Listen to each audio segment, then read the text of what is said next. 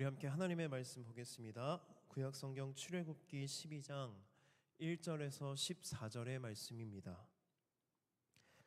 출애굽기 12장 1절에서 14절의 말씀을 한 절씩 교독하겠습니다. 제가 먼저 읽겠습니다. 여호와께서 애굽 땅에서 모세와 아론에게 일러 말씀하시되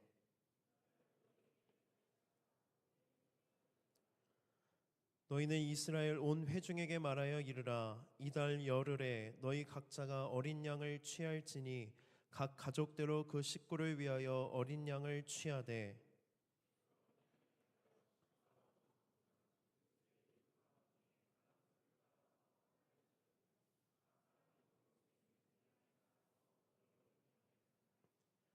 너희 어린 양은 흠없고 일련된 수컷으로 하되 양이나 염소 중에서 취하고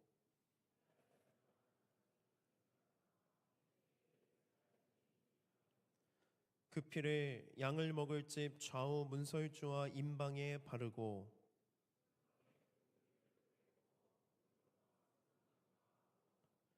날것으로나 물에 삶아서 먹지 말고 머리와 다리와 내장을 다 불에 구워 먹고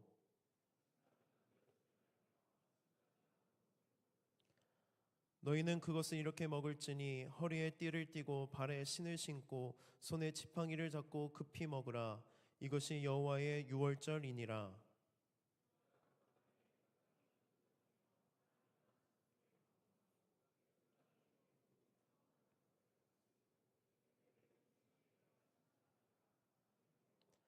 내가 애굽 땅을 칠 때에 그 피가 너희가 사는 집에 있어서 너희를 위하여 표적이 될지라.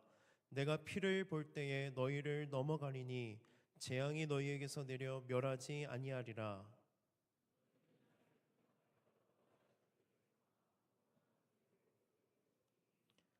아멘. 여러분, 구약 성경을 읽을 때 중요한 관점 중에 하나는 무엇이냐면 구약에 있는 여러 이야기들이 그 자체로도 의미가 있지만 그 내용이 예수님의 십자가 죽음과 부활에 대해서 상징적으로 또 비유적으로 예언적으로 기록되어 있다는 것입니다. 이것을 뭐라고 이야기하냐면 예표한다고 이야기해요. 예표. 뭐라고 이야기한다고요? 예표한다.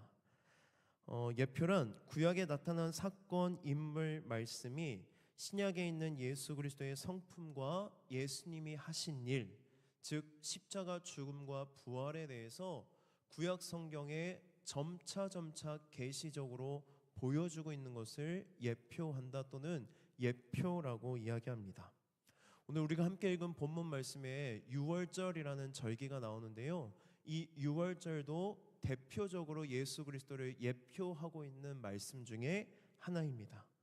하나님께서 400년간 애굽에서 노예 생활을 한 이스라엘 백성들을 구원하기 위해 한 가지 방법을 가르쳐 주세요.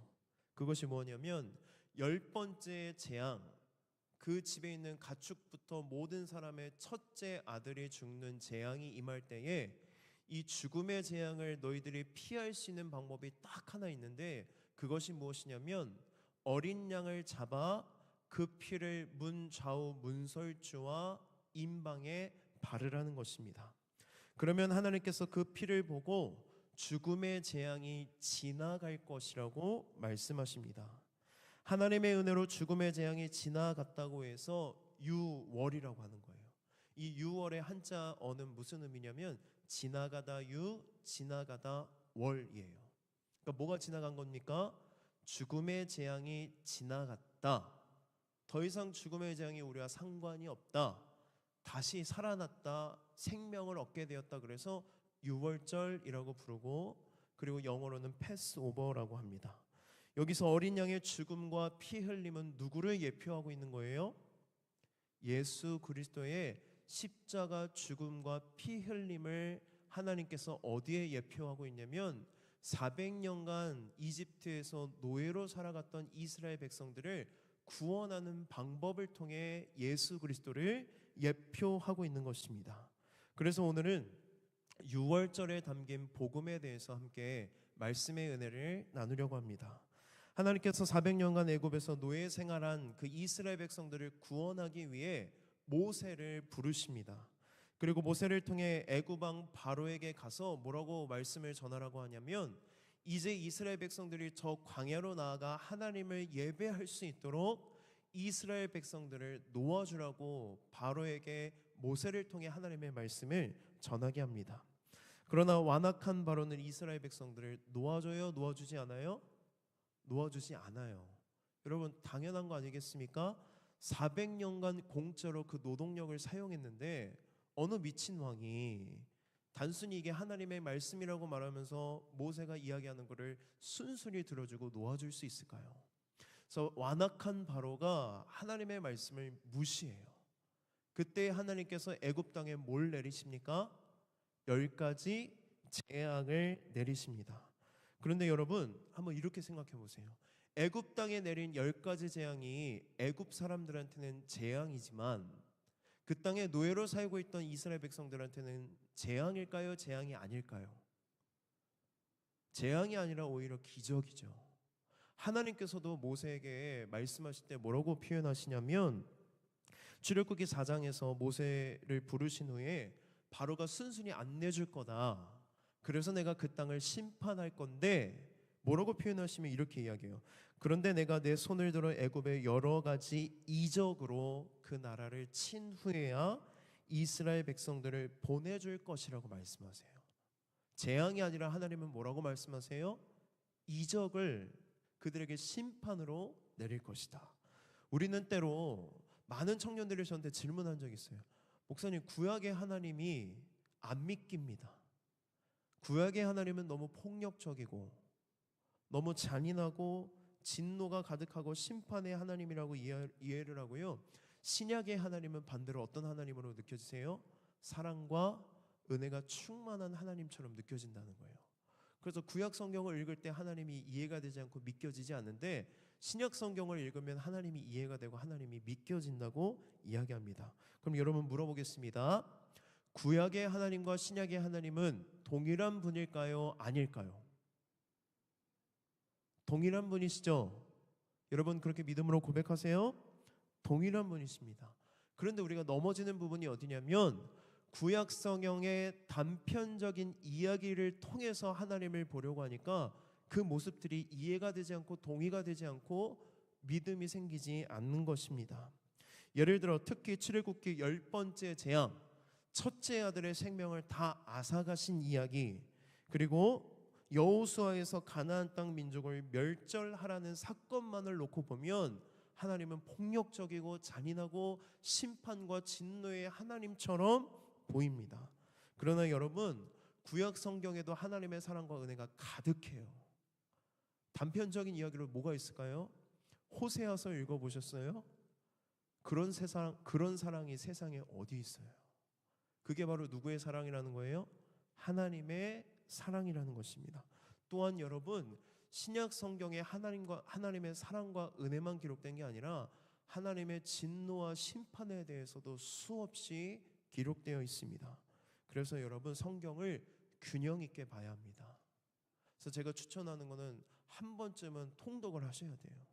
내가 좋아하는 말씀, 나한테 의미가 있는 말씀, 감동이 되는 말씀뿐만이 아니라 성경 66권의 모든 말씀이 하나님의 말씀임을 믿고 처음부터 끝까지 한 번쯤은 읽어볼 필요가 있다는 것입니다. 그렇게 성경을 균형 있게 보면서 우리가 무슨 관점을 가져야 되냐면, 성경에 담긴 하나님의 마음이 무엇인지를 발견해야 합니다. 그 발견을 할 때에 내 기준, 내 가치관, 내 생각대로 하나님을 바라보는 게 아니라 하나님의 기준대로 하나님의 마음을 바라볼 필요가 있습니다. 10번째 재앙, 모든 첫째 아들의 생명을 앗아가신 이유가 무엇일까? 단순히 이스라엘 백성들을 놓아줄 때까지 하나님이 재앙을 계속 내리신 게 아닙니다. 10가지 재앙은 모두 뭘 의미하냐면, 그 당시 애굽이 믿고 있었던 우상 신들의 목록들이에요. 피, 개구리, 이, 파리, 악질, 독종, 우박, 메뚜기, 흑암, 마지막 장자의 죽음, 이 모든 10가지 재앙이 누구와 관련이 있냐면 애굽에 있는 우상 신들과 관련되어 있습니다. 그러니까 하나님이 그 땅에 재앙을 내리시면서 뭘 말씀하시는 거예요? 야, 너희들이 믿고 따르고 신뢰하는 우상들은 다 뭐다? 가짜다. 오직 나 여호와 하나님이 참 하나님 되심을 이 심판과 재앙과 기적을 통해서 하나님이 그들에게 말씀해 주시는 것입니다. 하나님께서 애굽 땅에 재앙을 내리시는 두 가지 목적이 있습니다. 하나는 무엇이냐면 이스라엘 백성들이 그 땅에서 몇 년간 노예 생활을 했어요? 400년간. 노예라는 의미는 자유가 있어요, 없어요? 없잖아요. 애굽 문화에 이렇게 익숙해져 있단 말이에요. 젖어 있단 말이에요. 근데 그 땅에 있는 그 민족들을 이제 구원해서 인도해야 내야 하는데 그 익숙한 그 문화가 잘못됐고 거짓이라는 것을 하나님이 가르쳐 주시는 거예요. 나만 믿어라. 나만 신뢰해라. 내가 너희들에게 구원을 베풀 전능자라는 것을 재앙을 통해 말씀해 주십니다. 반면에 우상에게는 생명도 없고 소망도 없고 너희들을 구원할 능력이 아무것도 없다는 것을 재앙을 통해서 말씀해 주신 거예요. 첫 번째 목적은 바로 이스라엘 백성에게 있고요. 두 번째 목적 여러분 잘 들으셔야 됩니다. 두 번째 목적은 누구에게 있냐면 애굽 사람에게도 동일하게 말씀하시는 것입니다. 하나님께서 이스라엘 백성을 선택하셨지만 여러분 이스라엘 백성만 사랑하시는 것이 아닙니다. 애굽 백성도 동일하게 사랑하세요. 그러니까 이 10가지 재앙을 통해 하나님이 이스라엘 백성들한테만 추구장창 이야기하는 게 아니라 누구에게도 동일하게 너희들이 믿고 있는 애굽, 너희들이 그렇게 오랫동안 믿고 있던 우상들은 다 거짓이라는 것을 애굽 백성에게도 동일하게 말씀하고 있는 것입니다. 그래서 말씀을 읽어보면 재앙이 거듭될수록 여러분 애굽 사람들이 바뀌어요. 성경을 잘 읽어야 되는 이유가 여기 있어요. 우리는 그냥 단편적으로 또는 이집트 왕자 본 것만 생각해요, 여러분. 그 중에 하나의 허점이 뭔지 아세요? 저는 최근에 깨달았어요. 이게 위험하구나. 이집트 왕자에 보면 모세가 그 바로 왕 공주한테 발견이 돼서 왕자로 살잖아요. 그리고 살인을 저지르고 광야를 살다가 돌아와요. 그때 만났던 바로 왕이 형처럼 이집트 왕자에서 나오잖아요. 성경을 읽어보면 형이 아니에요. 정권이 여러 번 바뀌었고 모세를 모르는 왕이 있는 거예요. 근데 이집트 왕자만 보면 우리 어떻게 생각해? 형이랑 지금 막 경쟁, 드라마적인 요소가 들어가 있단 말이에요. 그래서 뭘 잘 읽어야 된다? 성경을 잘 읽어야 된다. 애굽 사람들이 변할 것 같아 보이지 않지만 출애굽기 9장 말씀을 보면 7번째 재앙 우박이 내릴 때 우박 내릴 거야 라고 이야기를 해요.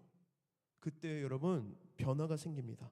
하나님의 말씀을 두려워하는 사람들은요 그 말씀을 믿고 신뢰해요. 이집트 사람들도. 그래서 집 밖으로 나가지 않고 가축들을 집 안으로 들여요. 근데 또 대조해서 이야기합니다. 하나님의 말씀을 마음에 두지 않는 사람들은 무시했잖아요. 우박이 내려서 가축들이 다 죽어요.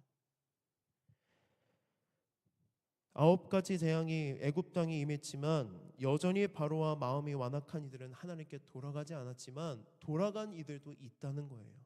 하나님이 계실 수도 있겠구나. 우리가 믿고 있던 우상들이 잘못된 것일 수도 있다라는 것을 재앙을 통해 이집트 사람들도 깨닫기 시작했다는 것입니다. 여러분 이 9가지 그리고 10가지 재앙까지 하나님이 쫙 이렇게 재앙을 내리신 이유는 무엇이냐면 10번째 재앙이 임하기 이전에 돌아오라는 거예요. 누구도? 애굽 사람들도 하나님께로 돌아오라는 것입니다. 그래서 10번째 재앙이 죽음의 재앙이잖아요. 그 재앙까지 하나님이 가지 않기를 원하세요. 그래서 하나님이 9번째 재앙까지 이집트 사람들에게 이스라엘 백성들에게 동일하게 말씀하시는 거예요. 나만이 진정한 참 하나님이다. 나에게 돌아오라. 누가 기다리세요? 하나님이 기다리십니다. 왜 기다리십니까?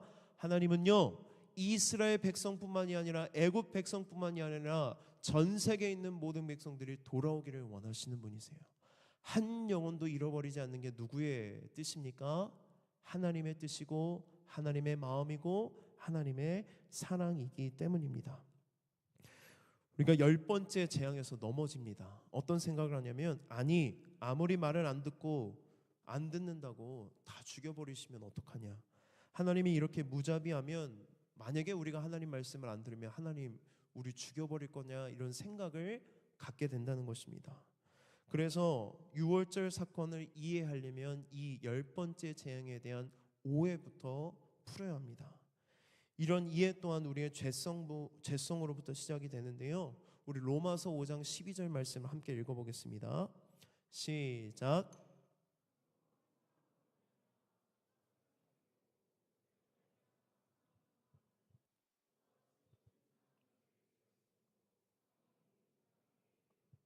아멘. 말씀을 띄워주세요. 한 사람으로 말미암아 죄가 세상에 들어오고 그 한 사람이 누구예요? 아담입니다. 인류를 대표하는 아담 때문에 죄가 들어왔는데 죄로 말미암아 뭐가 들어왔대요? 사망이 들어왔나니. 하나님께서 분명히 말씀하셨습니다. 아담아, 너가 모든 나무의 열매는 네 마음대로 마음껏 누리며 먹어. 그런데 동산 중앙에 있는 선악을 알게 하는 나무의 열매는 먹지 마라. 먹으면 반드시 죽으리라. 그 말씀대로 그 말씀을 어긴 아담과 하와 그리고 모든 인류의 죄가 들어오면서 죄인들은 뭘 짊어지고 태어나냐면 죽음이라는 질병을 짊어지고 태어나게 됩니다. 여러분, 우리의 본질적인 존재는 뭐냐면 죽을 존재라는 거예요. 어떤 존재라고요? 죽을 존재.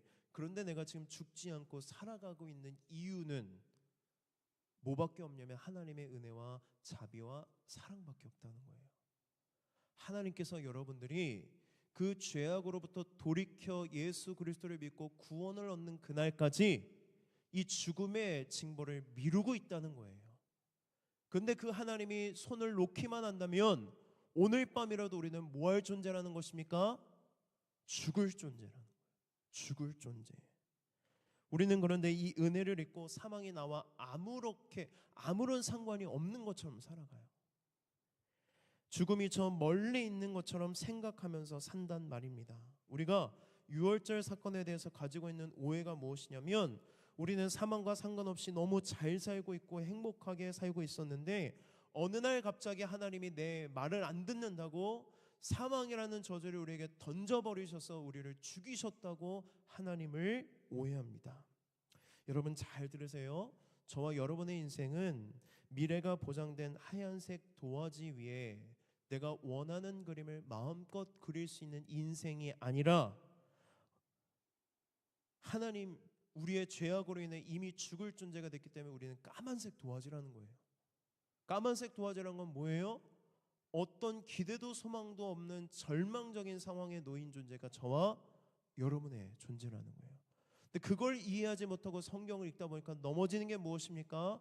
내 인생 내가 잘 살고 있었는데 갑자기 하나님이 검은색 잉크를 흩뿌렸다고 생각해요. 왜 내 인생을 이렇게 가로막으실까? 아니요. 저와 여러분의 인생은 아무것도 소망할 수 없는, 기대할 수 없는 까만색 도화지라는 거예요. 우리는 죽을 존재입니다. 그런데 그 죽을 존재인 우리에게 누가 은혜를 베푸세요? 하나님께서 은혜를 베푸셔서 이 땅에 보내주시는 분이 바로 예수 그리스도입니다. 이스라엘 백성들이 죽음의 재앙이 임하기 전에 하나님이 살 수 있는 유일한 방법을 가르쳐 주세요. 그게 무엇입니까? 어린 양을 잡아라. 그리고 그 피를 좌우 문설주와 임방에 발라라. 내가 그 피를 보면 죽음의 재앙을 넘어가겠다, 지나가겠다라고 말씀하십니다. 하나님께서는 사랑의 하나님이지만 동시에 어떤 하나님이냐면 공의의 하나님이세요. 사랑하기 때문에 우리의 죄악을 기다려주시고 구원받기까지 기다려주시지만 때가 찰 때까지 우리가 돌이키지 않으면 그 죄악을 심판하지 않고 그냥 넘어갈 수 없는 분이라는 거예요. 하나님은 사랑의 하나님이시면서 동시에 공의의 하나님이십니다. 그럼 여러분 이 10번째 재앙이 그냥 막 하나님이 마음대로 잔인하게 폭력을 휘두르는 게 아니라는 것이 오해가 풀려야 된다는 것입니다. 하나님은 죄로 인해 사망에 이른 우리에게 새로운 소망을 주시는데 그것이 바로 유월절 이야기입니다. 그 피를 보면 내가 넘어갈 것이다. 사망의 저주가 지나갈 것이다. 그런데 여러분 왜 피를 바르라고 하셨을까? 섬뜩하지 않으세요? 유월절 어린 양을 잡아서 피를 발라라, 뿌려라. 로마서 6장 23절의 말씀을 보면 죄의 삭은 사망이라고 말씀하십니다. 죄의 결과는 죽음이잖아요. 죄의 문제를 해결할 수 있는 유일한 방법은 죽음밖에 없어요. 그래서 히브리서 9장 22절에서 이렇게 말씀합니다. 피 흘림이 없은즉 사함이 없느니라. 왜 피를 흘려야 되고 왜 피를 뿌려야 되는지, 발라야 되는지 이해가 되십니까? 죽어 마땅한 우리, 죄로 인해 죽을 존재인 우리를 대신해 어린 양이 죽고 어린 양의 피를 흘려 그 피를 바르면 그 피를 보고 하나님이 넘어가신다는 거예요. 누가 대신 죽었기 때문에? 어린 양이 대신 죽었기 때문에. 근데 아까 설교 서두에서 이야기했던 점은 이 어린 양이 누구를 예표하고 있다고요? 예수 그리스도를 예표합니다. 구원받기 이전 우리는 모두 죄와 사망의 저주 아래 죄의 노예로 살아갔습니다. 아무것도 소망할 수 없는 절망 가운데 가득한 검은색 도화지였지만 예수 그리스도의 보혈의 능력을 믿고 예수님이 나의 모든 죄를 대신해 십자가에서 죽으시고 부활하신 것을 믿으면 우리의 인생을 새롭게 하신다고, 하나님의 자녀가 되게 하신다고, 우리에게 영생을 주신다고 약속하셨습니다. 여러분, 이게 복음이에요. 복음. 이것을 믿으면 너희들이 새로워질 수 있다. 그 은혜가 무엇인지 6월절 이야기 하나님이 귀한 은혜를 숨겨두셨습니다. 우리 출애굽기 12장 2절의 말씀 함께 읽도록 하겠습니다. 시작. 아멘. 오늘 본문 말씀인 출애굽기 12장 1절부터 14절까지는 아직 6월절이 아니에요. 6월절에 지킬 때 너희들이 어떻게 지켜야 되는지 모세와 아론을 불러서 규례를 가르쳐 주시는 본문이에요. 그런데 뭐라고 말씀하시냐면, 야, 이달에 14일쯤에 너희들이 6월절을 지킬 텐데 이 달이 너희 해 뭐가 되게 해라? 첫 달이 되게 해라 말씀하세요. 지금 이때가 태양력으로 하면 몇 월이냐면 4월이에요. 4월. 그런데 이 6월절을 지키는 4월을 몇 번째 달로 지키라는 거예요? 첫 번째 달이 되게 해라라고 말씀하십니다. 여러분, 뭐가 바뀌었습니까? 시간표가 완전히 달라져요. 400년간 애굽에서 노예 생활을 하던 그 시간이 이제 끝났다는 것을 말씀하십니다. 하나님께서 시간의 기준점을 옮기십니다. 지금까지 이스라엘 백성은 어느 시간표를 따라 살았습니까? 바로의 시간표, 애굽의 시간표대로 그들이 살아갔단 말이에요. 바로의 시간표와 애굽의 시간표에서 그들의 인생은 혹독한 노동과 고난이 가득한 삶이었습니다. 그들의 일상은 눈만 뜨면 일을 해야 되는 노예의 삶이었습니다. 자유가 없었습니다. 그런데 하나님께서 그들에게 뭘 주신다는 거예요? 자유를 주시겠다. 이제 너희들의 시간의 주인은 바로와 애굽이 아니라 누가 되겠다는 거예요? 내가 되겠다는 거예요. 하나님의 시간표 아래서 너희들의 인생이 완전히 새로워질 것이다. 무슨 은혜로? 어린 양의 피의 은혜로 너희들이 새로운 인생을 살게 될 것이라고 하나님께서 말씀하십니다. 이제 시간표가 바뀌었다는 것은 무슨 뜻이냐면 그들의 시간의 주인이 달라진다는 것입니다. 주인이 달라지면 뭐가 달라지냐면 삶이 달라져요. 여러분들 직장을 다녀보아서 아시잖아요. 그 직장의 CEO가 누구냐에 따라 복지가 달라져요? 똑같아요? 달라져요. 이 직원들을 좀 생각하고 사랑하는 마음이 있다면 복지가 많고요. 그냥 이 직원들을 내가 고용하고 내 이제 재산을 불릴 사람들로 바라본다면 복지가 없단 말이에요. 시간의 주인이 누가 되신다는 거예요? 이제 하나님이 되신다는 거예요. 너희들의 주인이 바로였고 애굽이었지만 이제 내가 너희들의 삶의 주인이고 내가 너희들의 삶을 책임지고 인도하시겠다는 선언이 바로 출애굽기 12장 2절의 말씀입니다. 이제 6월절 이후에 그들의 삶의 주인은 하나님이라는 것입니다. 하나님께서 그들에게 주신 새로운 시간 안으로 누가 들어오신다는 거예요? 하나님이 들어오신다는 겁니다. 시간이 새로워졌다는 것은 그들의 삶이 새로워지고 그들의 영혼과 그들의 인생이 새로워졌다는 것을 뜻합니다. 하나님의 일하심이 우리의 시간 안으로 들어올 때 우리는 더 이상 이전과 같은 삶을 살아갈 수 없습니다. 우리의 시간 속에 하나님의 역사하심과 간섭이 들어올 때 우리의 인생이 달라질 수밖에 없는 이유가 여기 있다는 거예요. 왜 구원받으면 그 사람이 달라질까? 변화될까? 그 시간 안에 누가 들어오시기 때문이에요? 하나님이 들어오시고 하나님이 주인 되시고 하나님이 인도하시고 하나님이 간섭하시기 때문에 그 사람의 인생이 변화되는 것입니다. 우리 고린도후서 5장 17절 말씀 함께 읽어보겠습니다. 시작.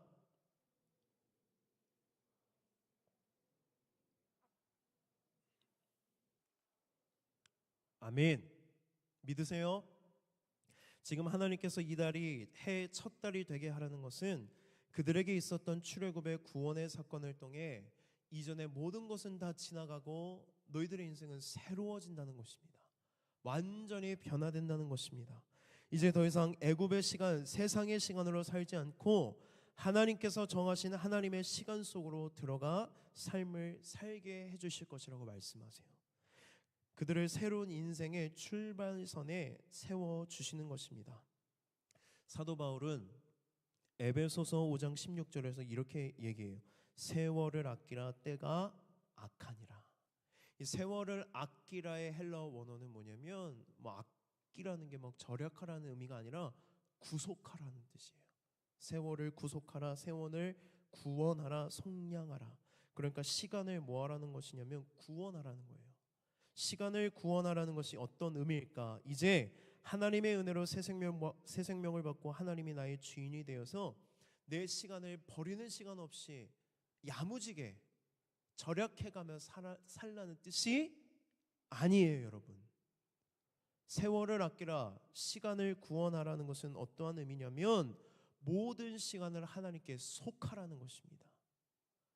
너희들의 인생은 죽을 존재였는데 내가 너희들에게 새 생명을 주지 않았냐? 새 생명의 시간이 다 누구의 것이 되게 하라는 거예요?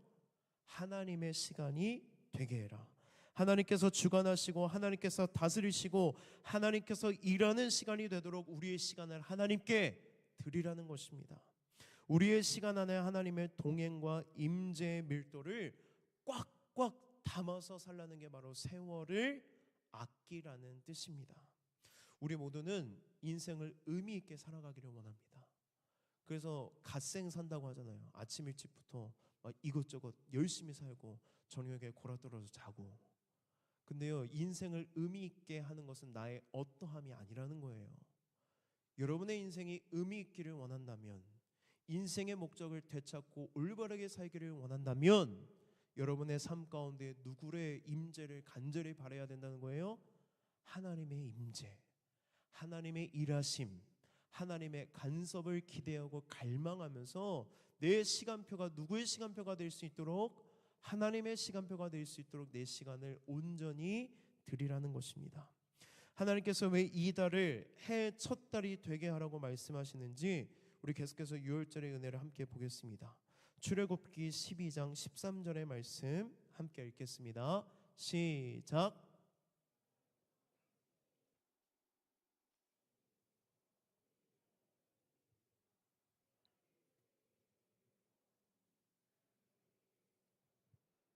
아멘. 여러분 말씀을 잘 보세요.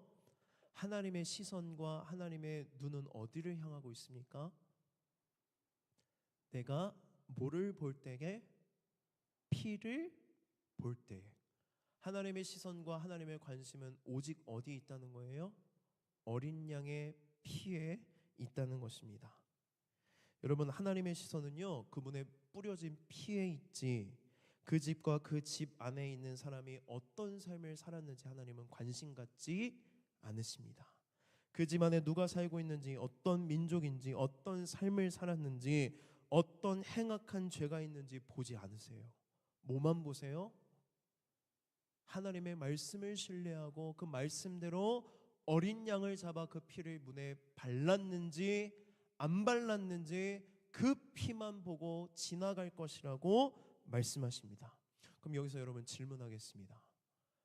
만약에 애굽 사람이 길을 가다가 이 이야기를 들었어요.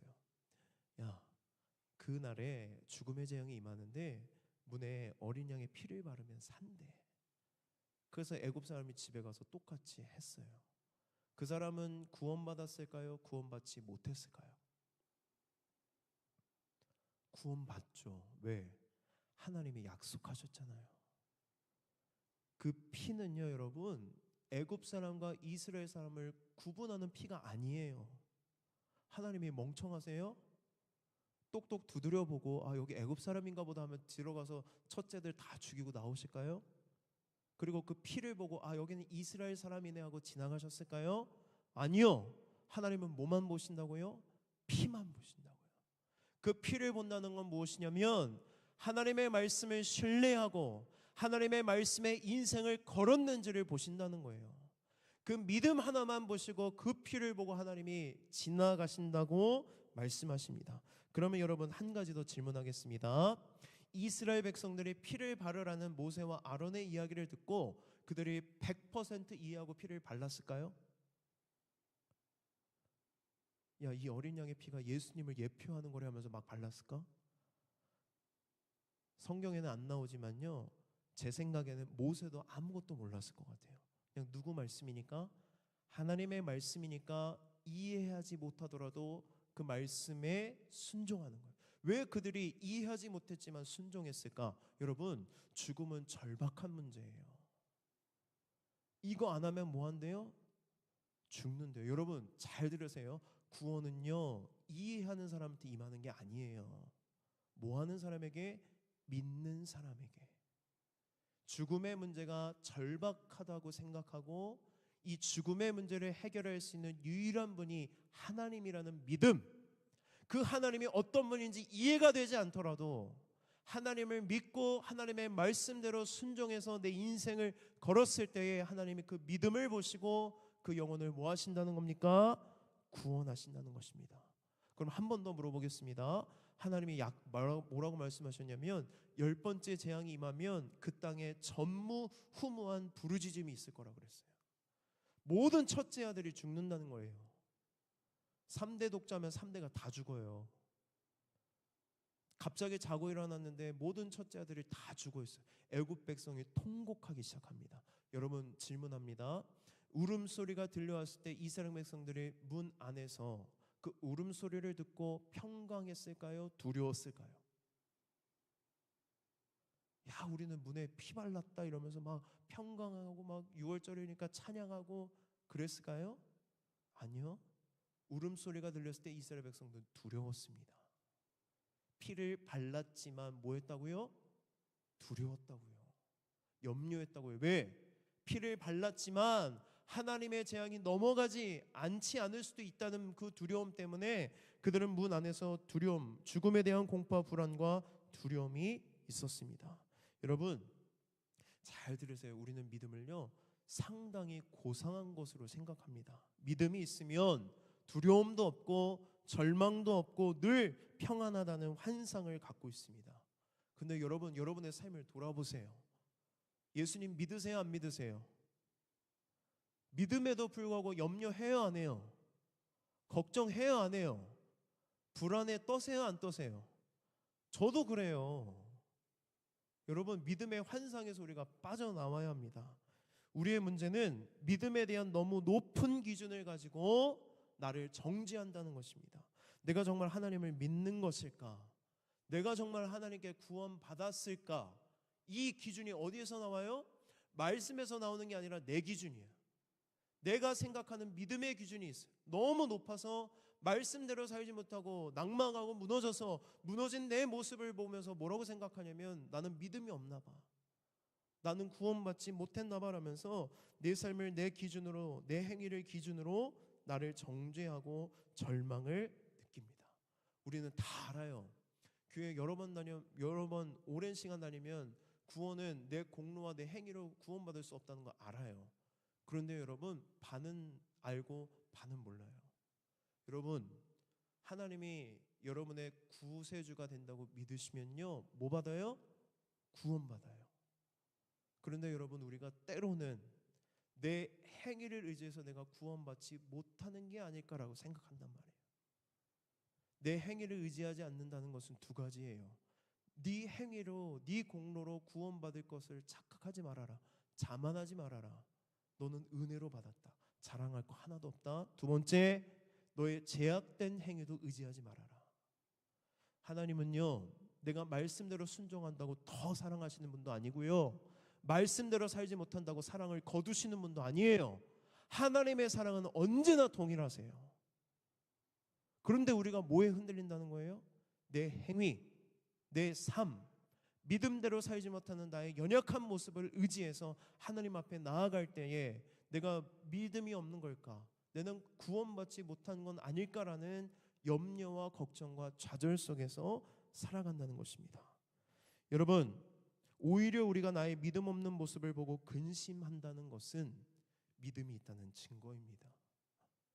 여러분이 믿음이 없다면 내가 막 사는 거에 대한 죄책감이 아예 없어요. 그러나 내가 구원받았고 믿음이 있기 때문에 믿음대로 살지 못한 거에 대한 뭐가 있는 거예요? 죄책감이 있다는 것입니다. 여러분, 나의 행위로 구원받을 수 없습니다. 오직 믿음으로만 구원받습니다. 그렇다면 믿음 없는 나의 모습과 불순종하는 나의 모습이 보일 때마다 우리가 어떻게 해야 할까? 예수 그리스도의 보혈 아래로 나아가야 합니다. 고린도후서 7장 10절의 말씀 함께 읽어보겠습니다. 시작.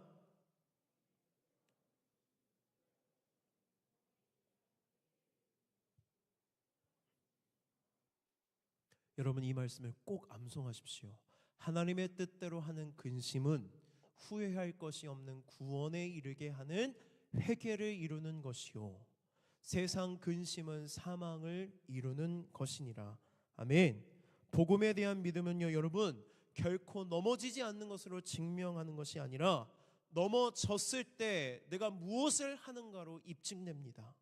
어떻게 안 넘어지겠습니까? 날마다 넘어지는 게 저와 여러분이잖아요. 그러나 넘어질 때마다 또 이러네 라고 좌절하고 절망하고 근심만 한다는 것은 사망을 이루는 세상의 근심입니다. 그러나 나의 죄악에 내가 무너짐을 보고 나의 연약함을 보고 우리가 뭘 해야 되냐면 예수 그리스도의 보혈로 나아가야 된다는 거예요. 회개해야 한다는 것입니다. 회개가 뭐예요? 하나님 잘못했어요, 용서해 주세요가 아니라 하나님 나는 연약합니다. 하나님 나는 부족합니다. 나는 넘어집니다. 하나님의 은혜 없이는 나 한순간도 살아갈 수 없습니다. 그러니 주님 내 죄를 용서해 주시고 나를 고쳐주세요.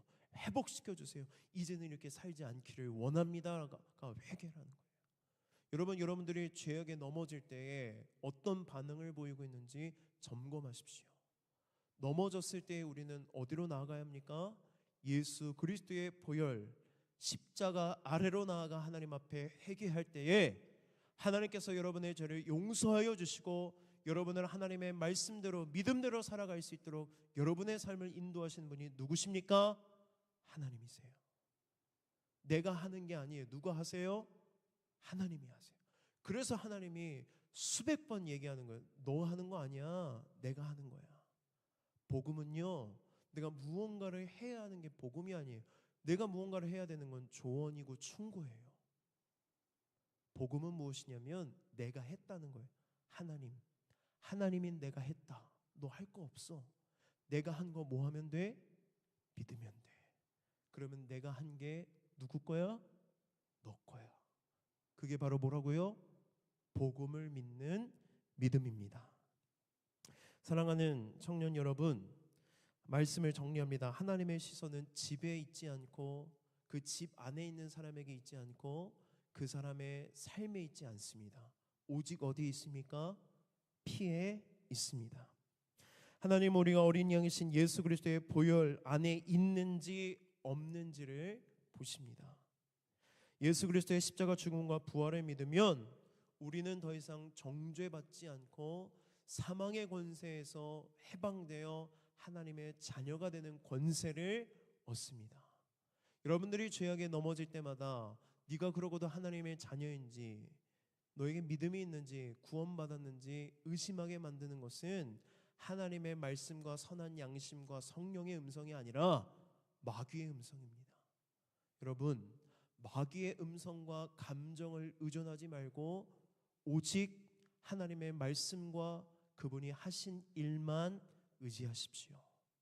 그때 여러분들 온전히 자유하게 되고 온전한 구원함을 경험하고 보혈 아래에서 하나님의 크신 은혜를 누리고 경험하게 될 줄 믿습니다. 여러분, 그런 믿음으로 살아가기를 원하십니까? 주님의 보혈 아래에 나아가기를 원하십니까? 우리 그렇다면 이 시간 함께 오늘은 자리에 일어나서 함께 찬양했으면 좋겠습니다. 오늘 설교 제목이 뭐예요? 6월절 어린 양의 피로. 여러분, 이 찬양 부를 때마다 저는 참 감사하고 벅차고 기쁜데 우리 기쁨으로 함께 선포했으면 좋겠습니다. 6월절 어린 양의 피로 내 삶의 문이 열렸습니다. 하나님, 이제 내 삶은 이전과 같지 않습니다. 오늘 이 은혜를 통해 새로워지기를 원합니다. 변화되기를 원합니다. 우리 그 은혜를 소망하며 함께 찬양하겠습니다. 우리 함께 기쁨으로 선포합시다. 6월절 어린 양의 피로 나의 삶의 문이 열렸네. 저 어둠의 권세는 힘이 없네. 주 보혈의 능력으로 원수가 날 정죄할 때에 선포합시다. 의롭게 설 수 있네. 난 더 이상 정죄함 없네. 난 주 보혈. 우리 한 번 더 6월절 어린 양의 피로. 6월절 어린 양의 피로 나의 삶의 문이 열렸네. 저 어둠의 권세는 힘이 없네. 주 보혈의 능력으로 원수가 날 정죄할 때에도 난 의롭게 설 수 있네. 난 더 이상 정죄함 없네. 난 주 보혈 아래 있네. 난 주 보혈 아래 있네. 그 피로 내 죄 사했네. 하나님의 긍휼 날 거룩해 하시었네. 난 주 보혈 아래 있네. 난 원수의 어떠한 공격에도 더 이상 넘어지지 않네. 난 주 보혈. 우리 처음부터 고백합니다. 6월절 어린 양의 6월절 어린 양의 피로 나의 삶의 문이 열렸네. 저 어둠의 권세는 힘이 없네. 주 보혈의 능력으로 원수가 날 정죄할 때에도 난 의롭게 설 수 있네. 난 더 이상 정죄함 없네. 주 보혈 아래 있네. 난 주 보혈 아래 있네. 그 피로 내 죄 사했네. 하나님의 긍휼 날 거룩해 하시었네. 난 주 보혈 아래 있네. 난 원수의 어떠한 공격에도 더 이상 넘어지지 않네. 난 주 보혈, 난 주 보혈 아래 있네. 난 주 보혈 아래 있네. 그 피로 내 죄 사했네. 하나님의 긍휼 날 거룩해 하시었네. 난 주 보혈 아래 있네. 난 원수의 어떠한 공격에도 넘어지지 않네. 난 주. 우리 믿음으로 한 번 더 선포합시다. 난 주 보혈 아래 있네. 주 보혈 아래 있네. 아멘. 그 피로 내 제사했네. 하나님의 국을 날 거룩해 하시었네. 난 주 보혈 아래 있네. 난 원수의 어떠한 공격에도 더 이상 넘어지지 않네. 난 주. 우리 마지막으로 선포합니다. 난 주 보혈 아래 있네. 난 주 보혈 아래 있네. 그 피로 내 제사했네. 하나님의 공을 날 거룩해 하시었네. 난 주 보혈 아래 있네. 난 원수의 어떠한 공격에도 더 이상 넘어지지 않네. 난 주 보혈 아래 있네. 우리 이 시간 말씀을 기억하며 주여 한번 외치시고 간절하게 기도하겠습니다. 주여. 하나님 아버지, 우리에게 하나님의 복음을 듣게 하여 주시고 주님의 말씀을 듣게 하여 주시니 감사합니다. 하나님, 그 피를 볼 때에 모든 죽음의 재앙이 지나가고 넘어갔던 것처럼 하나님, 우리가 죽을 존재였지만 죄와 사망의 권세 아래 눌려 죄의 노예로 살아갔지만 하나님 아버지, 그런 우리에게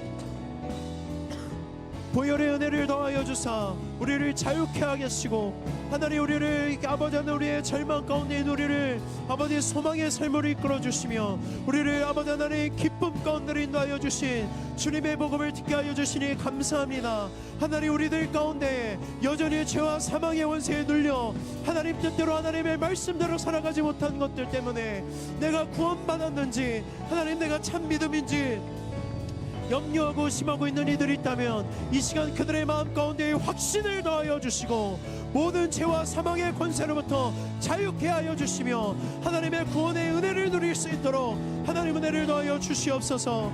하나님, 내가 여전히 하나님의 뜻대로 살아가지 못하지만 날마다 넘어지지만 넘어질 때마다 예수 그리스도의 보혈의 공로를 자하여 주님의 십자가 앞으로 나가게 하여 주시고 회개하는 우리의 모든 회개의 기도를 들어주사 하나님 죄사함을 받게 하여 주시고 하나님 아버지, 우리에게 온전한 구원을 허락하여 주시옵소서.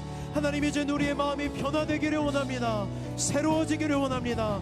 우리의 마음 가운데에 나의 주인 되신 하나님의 말씀대로 하나님 뜻대로 살아가고자 하는 갈망이 하나님 샘솟게 하여 주시고 하나님의 기쁨이 나의 기쁨이 되게 하여 주사 하나님 뜻대로 살아가는 것이 아버지 하나님 나에게 부담이 되고 어려움이 되지 않게 하여 주시고 기쁨으로 하나님의 말씀에 순종하며 하나님의 말씀을 따라 살아가는 우리의 삶이 될 수 있도록 주님 붙잡아 주시옵소서. 이 시간 예수 그리스도의 보혈 아래로 나아갑니다. 주님, 그 보혈의 능력과 보혈의 공로를 의지하며 나아가오니 우리의 모든 죄악을 깨끗하게 써주시고 하나님의 은혜로 새로워질 수 있도록 인도하여 주시옵소서. 우리 함께 찬양합시다. 난 주 보혈 아래 있네. 주 보혈 아래 있네. 그 피로 내 제사했네. 하나님의 국을 날 거룩해 하시었네. 난 주 보혈 아래 있네. 난 원수의 어떠한 공격에도 더 이상 넘어지지 않네. 난 주 보혈 아래. 우리 느리게 천천히 부르겠습니다. 난 주 보혈 아래 있네. 그 피로 내 죄 사했네.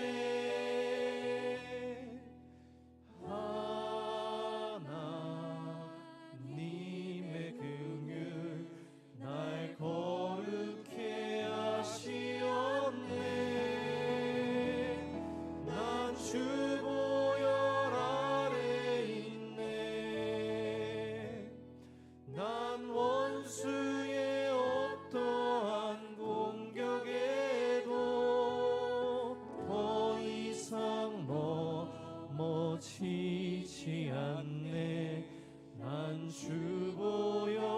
우리 한 번 더 선포합시다. 난 주 보혈 아래 있네. 난 주 보혈 아래 있네. 그 피로 내 죄 사했네.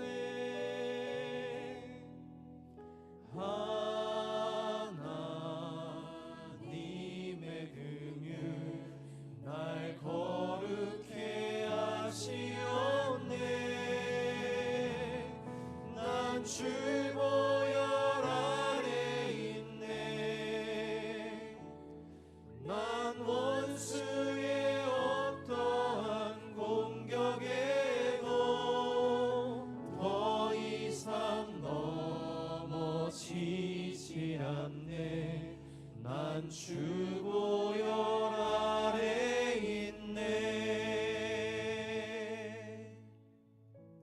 하나님, 우리가 주의 보혈 아래 있음을 믿음으로 고백합니다.